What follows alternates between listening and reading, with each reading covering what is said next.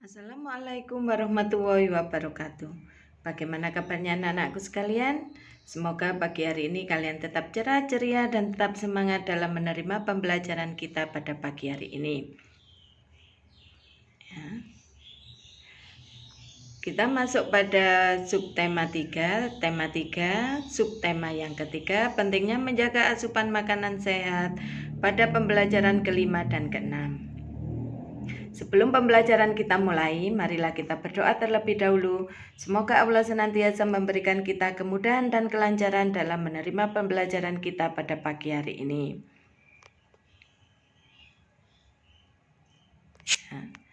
Masuk pada pembelajaran kelima, kalian buka buku tema kalian halaman 109. Keragaman tidak menghalangi sebuah bentuk kerjasama, malah sebaliknya, keragaman justru semakin memperkuat kerjasama. Indonesia sangat kaya akan keragaman budaya, antara lain terlihat pada keragaman seni rupa daerahnya. Karya seni rupa daerah yang terdapat di Indonesia antara lain seni batik, ukiran, dan anyaman. Karya seni rupa di setiap daerah memiliki ciri khas masing-masing yang dipengaruhi oleh kreativitas seniman yang membuatnya.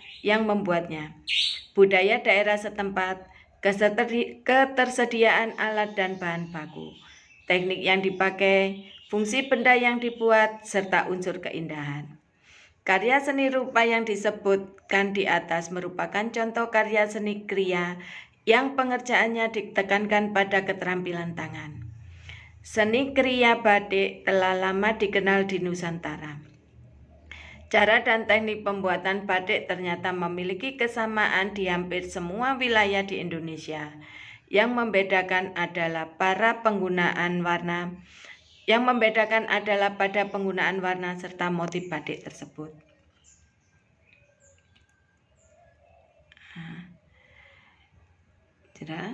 Sekarang tugas kalian adalah cari tahu alat serta bahan yang digunakan untuk membuat batik. Salah satunya adalah malam, lilin atau parafin.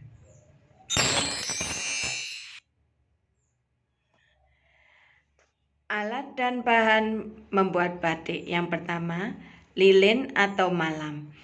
Lilin atau malam merupakan cairan hitam yang akan cair apabila dipanaskan. Lilin atau malam digunakan sebagai alat untuk membuat pola pada kain batik. Fungsinya adalah sebagai pelindung kain warna air dalam proses pewarnaan sehingga didapat motif batik yang sesuai dengan kontur lilin atau malam. Wajan kecil dan kompor. Wajan fungsinya sebagai tempat untuk menaruh lilin malam yang selanjutnya dipanaskan dengan kompor. Lilin malam ini padat dan harus dicairkan di atas api. Setelah lilin malam mencair dalam wajan, turunkan suhu panas kompor dengan mengurangi apinya. Yang ketiga, canting batik. Canting merupakan alat yang digunakan untuk menaruh malam cair dan kemudian dilukiskan ke kain batik. 4. Kain batik. Kain batik yang biasanya digunakan adalah mori, yaitu bahan kain yang terbuat dari katun. Gawangan atau kanco. Gawangan atau kanco adalah perkakas untuk menyangkutkan dan membentangkan mori sewaktu di batik. 6. Penjepit. Fungsinya untuk menjepit kain, baik untuk menjepit kain ketika proses penjiplakan atau menjepit kain pada gawangan. 7. Celemek atau kain pelindung.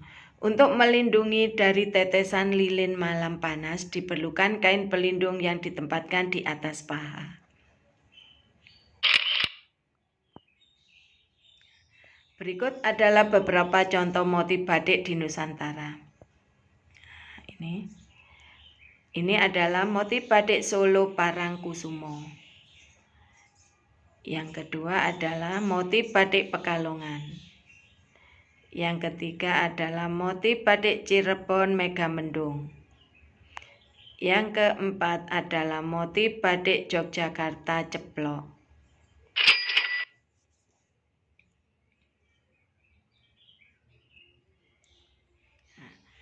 Teknik pembuatan batik terbagi atas 3, yaitu teknik tulis menggunakan canting sebagai alat pembuat motif. Yang kedua, teknik cap menggunakan stempel yang di atasnya sudah berbentuk ragam hias batik. Yang ketiga, teknik cetak atau sablon. Selain memiliki teknik pembuatan batik, motif batik juga menyimpan makna tersendiri. Misalnya, motif batik parang rusak yang memiliki makna pertarungan antara manusia melawan kejahatan dengan cara pengendalian diri yang dapat membentuk manusia menjadi mulia dan bijaksana.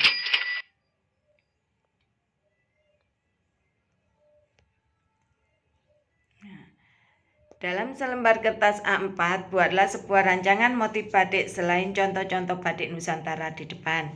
Kamu pun dapat menggunakan contoh-contoh motif batik di bawah ini sebagai sumber inspirasimu. Kamu juga bebas membuat kreasi motif batikmu sendiri. Pastikan satu lembar kertas gambar tersebut dipenuhi oleh motif batik dan warnailah dengan rapi. Nah, ini salah satu contoh. Ya, kalian bisa memilih dari salah satu dari 3 contoh yang ada, atau kalian bisa bebas membuat kreasi kamu sendiri.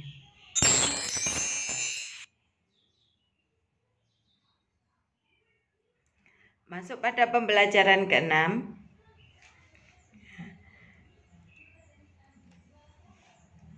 Ya, kalian buka buku tema kalian halaman 112.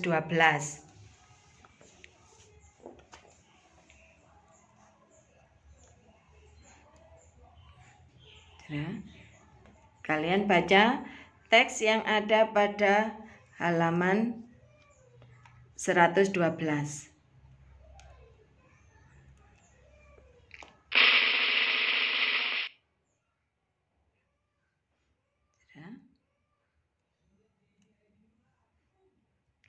Setelah kalian membaca teks yang ada pada halaman 112, dalam sebuah kelompok kita berhadapan dengan keanekaragaman.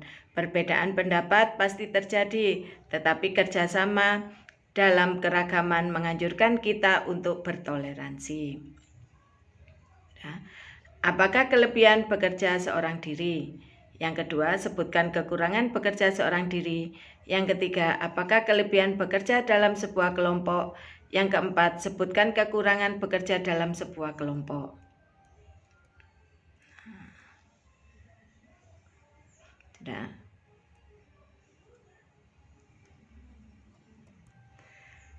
Keragaman corak batik Nusantara merupakan kekayaan yang tidak ternilai bagi bangsa Indonesia. Corak batik yang beragam motif dan warnanya tidak hanya menampilkan keindahan dan keunikan tersendiri, tetapi juga syarat dengan makna-makna hidup yang luar biasa. Batik tidak hanya berasal dari satu daerah, misalnya Pulau Jawa, namun batik juga berasal dari daerah lain dengan ciri khasnya masing-masing, seperti batik Bali, batik Kalimantan, batik Minangkabau, batik Toraja, batik Flores, batik Halmahera, dan batik Papua.